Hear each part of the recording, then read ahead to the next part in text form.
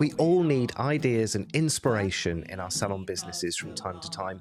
I'm here today to try and convince you not to look at other salons for those ideas, but instead to look outside our industry. All on Build Your Salon. Hello, hello, hello, my salon friends. Phil Jackson here, your queen of salons, coming in your eyes and ears again with another dose of wise old owl wisdom. How on earth are we? October the 17th, this episode is scheduled to be coming out. How is October treating you? So across my one-to-one clients and my group coaching clients, it's been an interesting picture, hasn't it, the last couple of months? What I found is that August was a much better month than lots of salons would normally expect. Does that sound reasonable to you? And then September was actually a bit quieter, actually not quite as impressive as it could have been, and lots of people struggling to hit targets or just scraping a pass rather than making triumphant huge amounts of profit. And then October, fingers crossed, so far, looking pretty good, I have to say, and I've been absolutely thrilled to bits with some of the targets that people are setting for Q4 this year.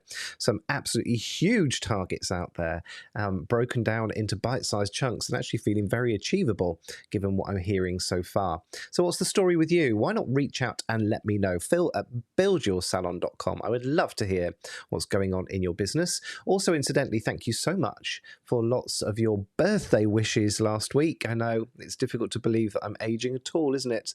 But it was lovely to get a couple of greetings on my birthday. I was very spoilt. We had a lovely day at a spa. Did I buy any retail products? No, I didn't, but that's a conversation for another time. You naughty, naughty spa owners, just not retailing at all. It's ridiculous. And then back to business with a bang after that. And I'm coping all right with autumn so far. Autumn is my least favourite season traditionally, very messy, very muddy, and I don't like the gloomier evenings, but I'm determined this year to make the most of every season. And I don't know if it's because we've had an unseasonably bit of warm weather here in the UK, which has kind of got me through, or whether that mindset shift is what it's all about. Anyway, what are we talking about today? I want us to start looking outside the salon industry for inspiration.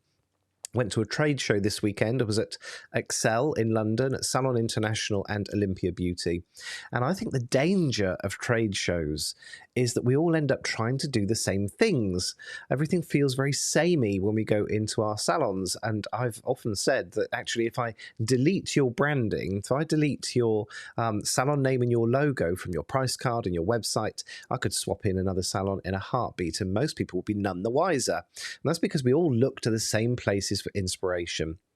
So I want us to look outside the industry, and I've got a couple of quick examples. The first is my salon guarantee.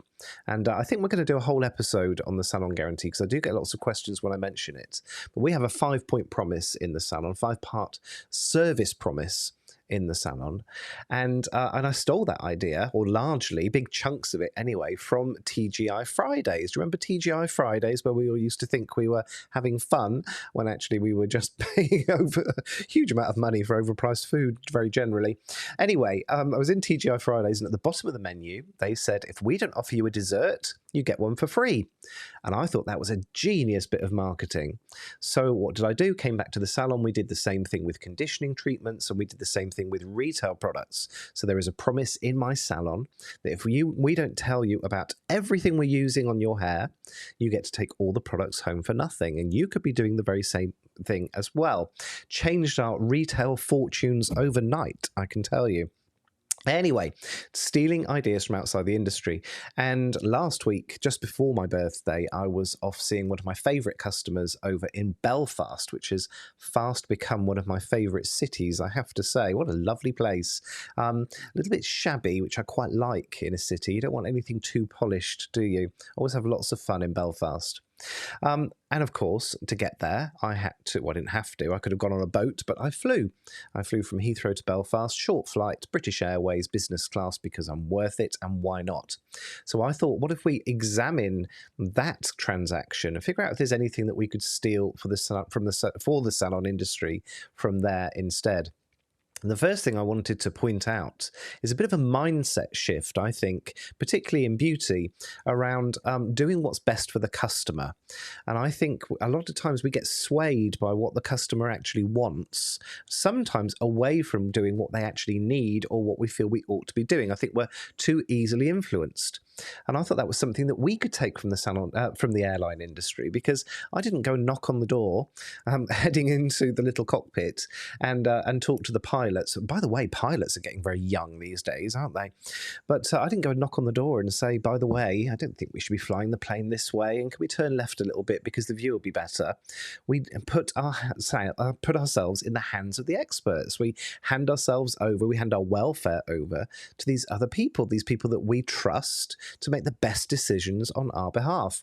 And I think we could do with a bit of that in the salon industry too. Get a bit more prescriptive, get a bit more sassy if you need to, but do what the customers actually need rather than what they keep asking for if you know that it's not quite right for them. The other thing, in fact, the rest of this episode, I really want to talk about the way that airlines charge for what they do. So everybody was on the same plane. We were all heading in the same direction. We all had the ultimate same outcome we were going to get from London to Belfast in the same amount of time. It didn't matter whether you were traveling in economy or in business class. We all got there at the same time on the same plane. So the outcome was the same. But what was different, depending on what you paid, was the experience along the way. And I think that's okay. It doesn't mean there aren't standards. It doesn't mean there aren't procedures and processes. And my goodness, the airline industry runs on systems and processes. But it was okay that we had a different experience. So, for example, I had a few glasses of champagne on the way home because I didn't leave my car at the airport this time and I was celebrating my upcoming birthday. People in economy, unless they paid for extra refreshments, didn't get served anything beyond a small bottle of water. And that's okay. Nobody questioned that. Nobody said, well, that's not fair that he's getting that because I paid a different amount. And I think we could be doing much more.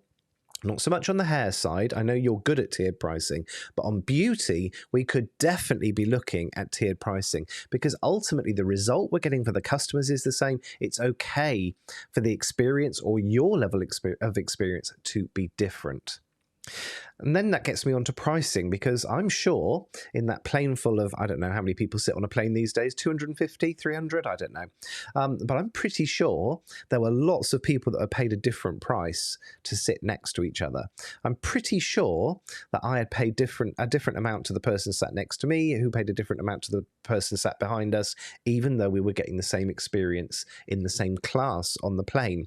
And that's because the pricing altered with demand. And I think we could be doing that too. Now, I know that there isn't a salon software out there that can deal with fluctuations in price like you would see with an airline. But in my own salon, for example, for a very long time, we ran a discount on rebooking. So if you rebooked on the day, you paid a certain price. If you rebooked later, you paid a little bit more. Think about hotels. They do this an awful lot as well, don't they? Supply and demand fluctuates and changes the price that we pay.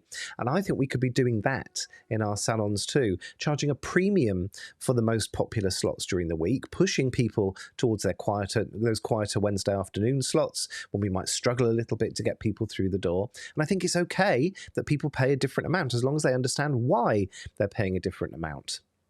The other thing, of course, that changes with airline pricing, and we could be doing this too, is the flexibility.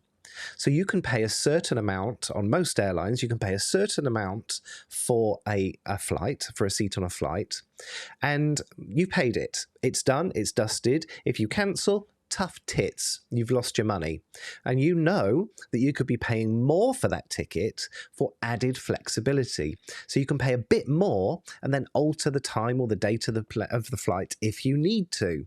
And we could be doing that with our businesses too, couldn't we? We could have a kind of pay up front, non-negotiable. The hotels do this as well. Hilton does this. So you have like a saver rate and then a flexible rate. And then the highest rate allows you to cancel right up to the day of your stay. We could be doing that in our businesses too, couldn't we? We could be having different cancellation policies depending on how much you paid for that service. And then those customers that need that extra flexibility are paying a little bit more. And yeah, that premium, of course, is subsidizing the fact that you might have a few late cancellations or no-shows along the way. So people are paying more for that flexibility.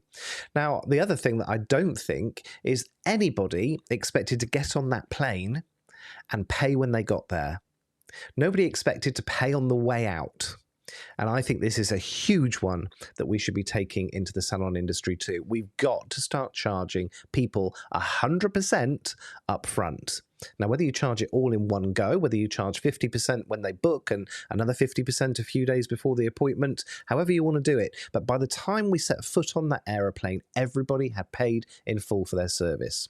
And I know that one of the arguments we have against this is that people aren't going to take upsold services, upsold products. Do you think the upselling stopped when I got onto that plane? Of course it didn't. They were selling refreshments to the people back in economy. We could have given even a charity donation. They were selling Wi-Fi access, all sorts of things that could be add-ons, and people were still quite happily parting with more cash. So let's get all the money up front for our services in the salon industry too. The one thing that I do want to differentiate, though, and I still think that we should be steering away from, is this loyalty points thing.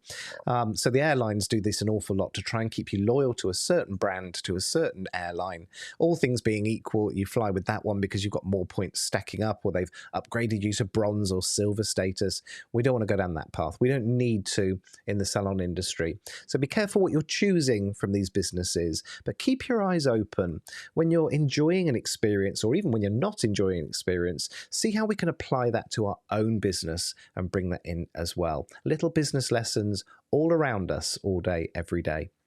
Hope that's been useful to you. If it has, reach out, let me know, phil@buildyoursalon.com. Also reach out with your questions, because each month one of these episodes is given over to Q&A. Just 7 short days until I'm coming in your eyes and ears again, and until then, take care.